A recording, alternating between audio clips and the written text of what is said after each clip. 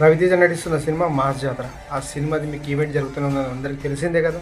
దాని తర్వాత ఒక పిచ్చనా కొడుకు వాణ్ణి తిట్టాలి ఫస్ట్ రవితేజను కాదు. ఆ పిచ్చనా కొడుకు రవితేజకి పెద్ద ఫ్యాన్ ఉన్నట్టున్నాడు.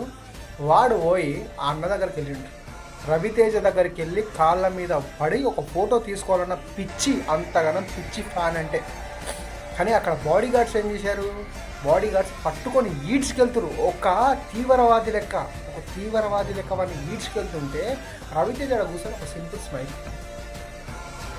అవసరమా?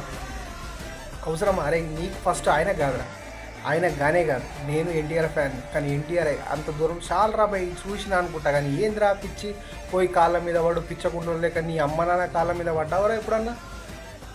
నీ అమ్మ నాన్న చూస్తే కూడా సిగ్గు అనిపించదురా? సోషల్ మీడియాలో నువ్వు ఇంత హైలైట్ అవుతున్నావు. ఆడ రవితేజ కూర్చొని సింపుల్గా స్టైల్. ఫస్ట్ టైం రవితేజను చూస్తే కోపం వచ్చింది, నిజంగా చెప్తున్నా. ఉండొచ్చు భయ్, ఆయనకు ఉండొచ్చు.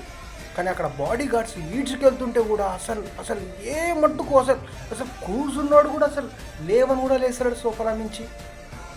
అంటే అంత చీపా ఫ్యాన్ అంటే. మేము పెట్టే రూపాయితో బతుకుతున్నారు అనిపిస్తుంది. మీరు కూడా ఒక చిన్న స్థాయి నుంచి ఎదిగినారు కదా. వాడు ఏం అడిగిండు? ఆ బాడీ గార్డ్స్ అట్లా గుంజుకపోతుంటే కూడా ఇంత చలనం కూడా అనిపించలేదా?